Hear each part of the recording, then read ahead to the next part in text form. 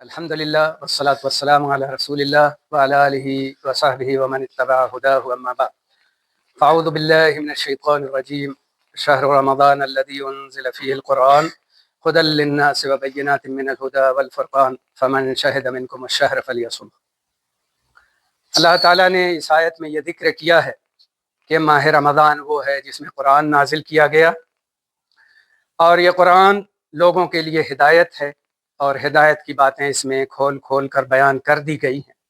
تو جو شخص اس مہینے میں موجود ہے وہ اس مہینے کا روزہ رکھے۔ اللہ تعالیٰ نے اس آیت میں روزہ رکھنے کا حکم دیا، یعنی روزہ ماہ رمضان کا فرض ہے۔ یہ قرآن کی آیت سے اور نبی صلی اللہ علیہ وسلم کی صحیح حدیث سے اور اجماع امت سے ثابت ہے، کیونکہ آپ نے وہ حدیث پڑھی ہے کہ اسلام کی بنیاد 5 چیزوں پر ہے: لا الہ الا اللہ محمد رسول اللہ کی شہادت دینا، نماز قائم کرنا، زکوٰۃ دینا، رمضان کے مہینے میں روزہ رکھنا، اللہ کے گھر کا حج کرنا۔ تو ان 5 ارکان میں چوتھا رکن ماہ رمضان کا روزہ رکھنا ہے، اور علماء کہتے ہیں پوری امت متفق ہے اس بات پر کہ رمضان کا روزہ فرض ہے، کوئی اس کا مخالف نہیں ہے، سب کے سب متفق اور متحد ہیں اس بات۔ تو جو شخص ماہ رمضان کے روزے کا انکار کرے، علماء کہتے ہیں وہ کافر ہے، اسلام سے نکل گیا۔ اس کو بتایا جائے گا، توبہ کرائی جائے گی، اگر وہ توبہ کر لے اور کلمہ پڑھ لے تو ٹھیک ہے، ورنہ اس کو قتل کر دیا جائے گا مرتد ہونے کی وجہ سے، کیونکہ وہ انکار کرنے کی وجہ سے مرتد ہوا ہے، اور یہ روزے کا انکار قرآن کا انکار ہے، نبی صلی اللہ علیہ وسلم کی صحیح حدیث کا انکار ہے، اور اجماع امت کا انکار ہے، اور تینوں چیزیں مصادر اسلام میں سے ہیں۔ تو اس کی فرضیت سے انکار نہیں، اور اس کے فوائد بہت زیادہ ہیں۔ روزے کا سب سے بڑا فائدہ یہ ہے کہ ہم روزہ رکھ کر کے اللہ کی عبادت کرتے ہیں۔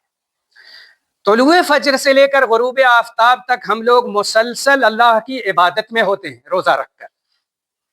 تو ہم لوگ ڈیوٹی کریں، کام کریں، یہاں آئیں، وہاں جائیں، گراؤنڈ میں ہوں، کھیلیں، بیٹنگ کریں، بالنگ کریں، دوست احباب سے ملیں، آرام کریں، سوئیں، روزے کی حالت میں مسلسل عبادت میں ہے۔ اور عبادت کرنے والا گالی نہیں دیتا، جھوٹ نہیں بولتا، جھگڑے نہیں کرتا، شور ہنگامہ نہیں کرتا، ظلم و زیادتی نہیں کرتا، کیونکہ وہ عبادت میں ہے، عبادت کر رہا ہوتا ہے۔ تو وہ مسلسل عبادت میں ہوتا ہے، جب تک افطار نہیں کر لیتا مسلسل عبادت میں ہے۔ اسی لیے نبی صلی اللہ علیہ وسلم نے فرمایا ہے کہ جب کسی آدمی کا روزہ ہو تو وہ نہ فسق و فجور کرے، نہ بیوی سے ہم بستری کرے، نہ شور و ہنگامہ کرے، نہ لڑائی جھگڑے کرے۔ اگر کوئی اس کو گالی دے یا برا بھلا کہہ دے تو جواب میں یہ کہہ دے کہ میں روزے سے ہوں، کیونکہ روزے کی حالت میں مجھ کو ان ساری چیزوں سے منع کر دیا گیا، روک دیا گیا ہے۔ تو تم گالی دو گے تو میں گالی نہیں دوں گا، تم لڑنا جھگڑنا چاہو گے تو میں نہیں لڑوں گا جھگڑوں گا، تم جھوٹ بولو گے تو بولو، تم جانو میں نہیں کروں گا، کیونکہ میں عبادت کر رہا ہوں اللہ کی مسلسل۔ تو عبادت میں رہنے والا ان ساری چیزوں سے خاص طور سے رکا رہتا ہے۔ روزہ ڈھال ہے، یعنی یہ بچاؤ کا سبب ہے، یہ جہنم کے عذاب سے بھی بچاتا ہے، اور فسق و فجور اور برائیوں سے بھی ہم کو بچاتا اور روکتا ہے۔ روزہ صبر کا بہت بڑا سبب ہے، روزہ صبر کرنا سکھاتا ہے، یہاں تک کہ ماہ رمضان کو شہر الصبر کہا جاتا ہے کہ روزہ رکھنے والا صبر کرتا ہے، کوئی گالی دیتا ہے، کوئی برا کہتا ہے، کوئی ظلم و زیادتی کرتا ہے، یہ مسلسل صبر کر رہا ہے روزہ رکھ کر کے۔ کھانے پینے سے اپنے آپ کو روکتا ہے، بیوی سے ہم بستری کرنے سے اپنے آپ کو روکتا ہے، شہوت کے کاموں سے اپنے آپ کو روکتا ہے، جھوٹ بولنے سے اپنے آپ کو روکتا ہے۔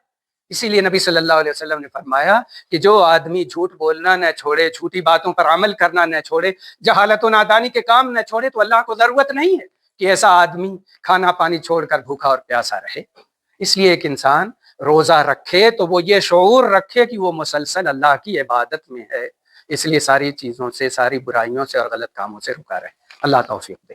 وصلی اللہ وسلم علی نبینا محمد وعلی آلہ وصحبہ اجمعین۔